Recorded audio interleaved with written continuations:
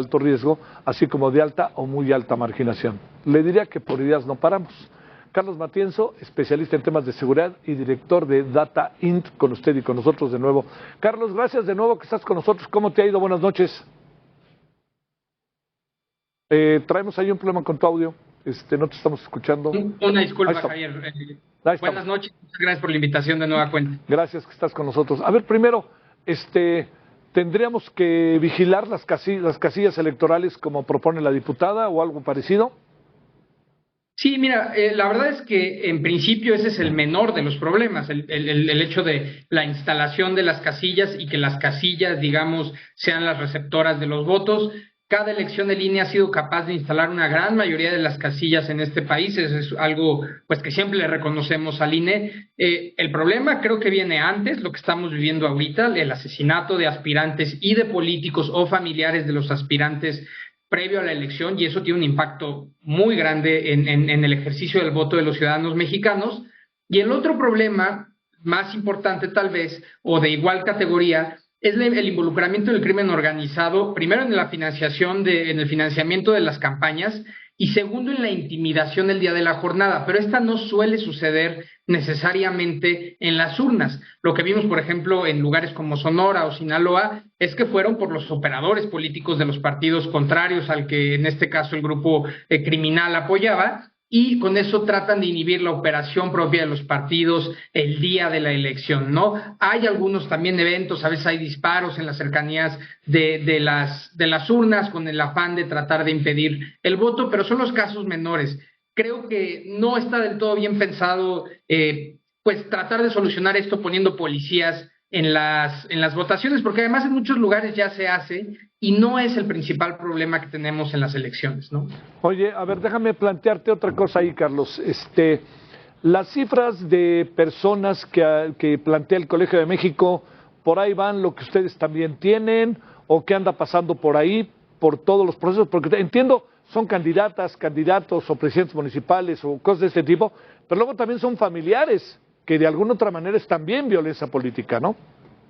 Sí, sin duda, mira, la base de datos más interesante desde mi punto de vista es la de Data Cívica, que ellos hablan de ataques en general, ¿no? Y ahí vemos funcionarios de las administraciones públicas, líderes ganaderos, líderes sociales, entonces, y al hablar de ataques, pues es impresionante la cifra, francamente. Nosotros, ¿qué traemos en materia? En lo que nos hemos concentrado son en asesinatos de personas que potencialmente podrían estar vinculadas a las elecciones.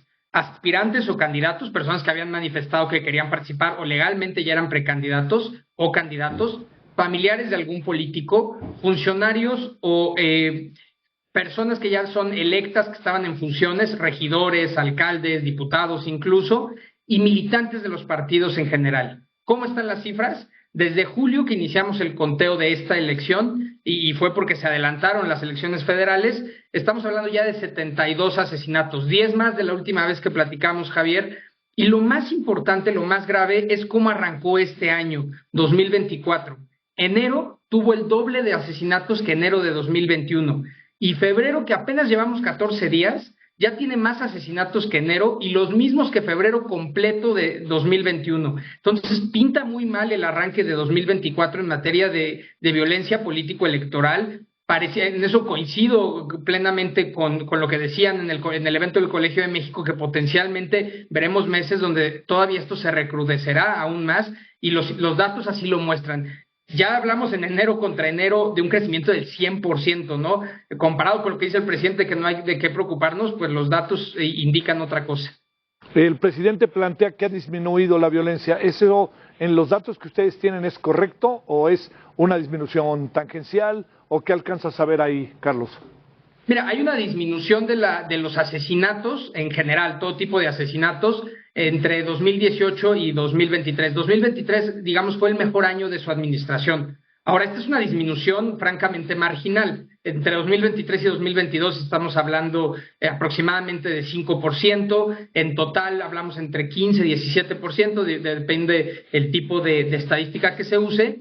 Pero 2023, pese a ser el año menos violento de la administración de López Obrador, es el séptimo año más violento en los últimos 60 años. Es decir, el periodo de gobierno del presidente López Obrador en su conjunto, aunque ha tenido variaciones hacia arriba y hacia abajo, es un periodo extremadamente violento. Nosotros calculamos que el sexenio va a cerrar con más de 200,000 asesinatos. Uy. Esto es probablemente 65% más que con Felipe Calderón, por ahí de 30-35% más que con Enrique Peña Nieto. Entonces, no hay, celebrar estos cambios marginales es como si Argentina celebrara que pasó de una inflación de 1,000 a 900%. Pues el problema, la crisis sigue, y sigue en niveles muy altos, ¿no?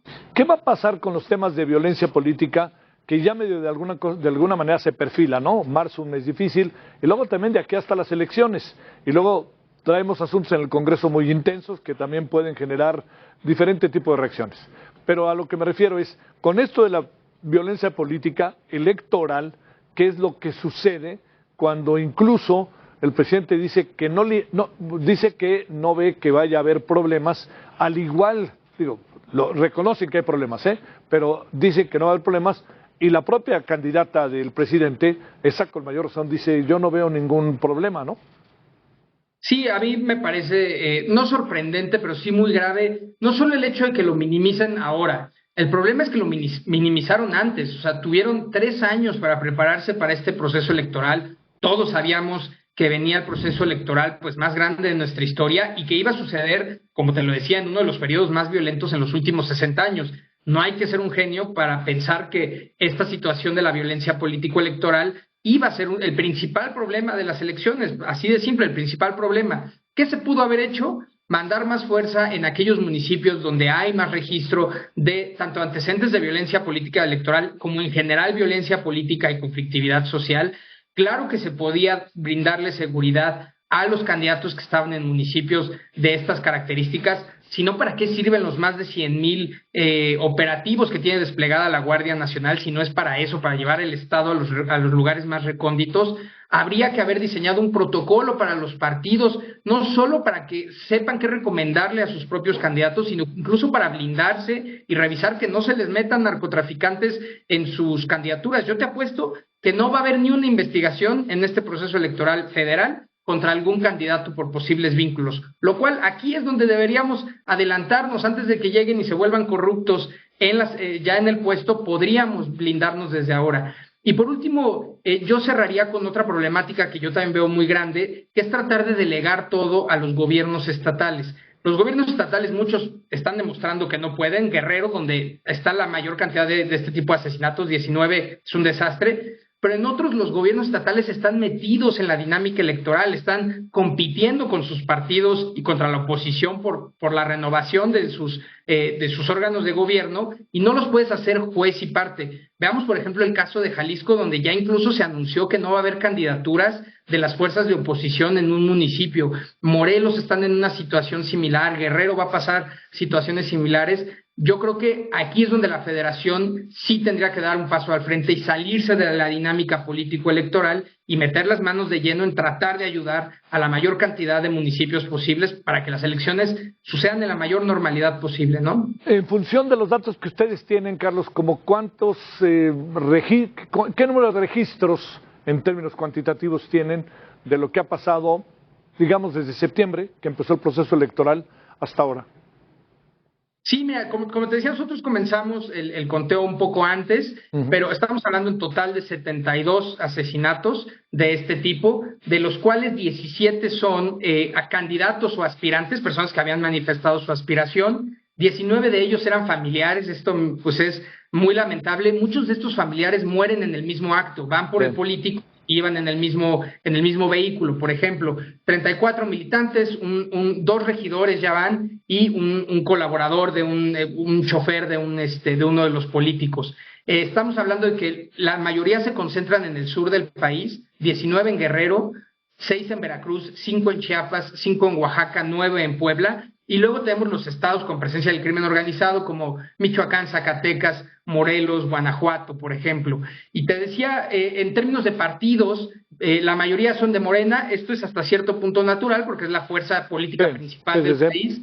Y luego siguen el PRI con 17, o sea, también los partidos de oposición, el PRI 17, el PAN 10, el PRD 8, incluso Movimiento Ciudadano 5. Estamos hablando de que es una problemática que afecta a todos Y siendo Morena el más afectado, uno pensaría que el gobierno federal sería el primer interesado en proteger a su propio partido, a sus propios compañeros de partido. Te mando un gran saludo, Carlos. Muy buenas noches. Gracias, Javier. Hasta Gracias, luego. Carlos Matienzo. Bueno, vamos a hacer una pausa y vamos a regresar con Diego Preto. Diego es director general del Instituto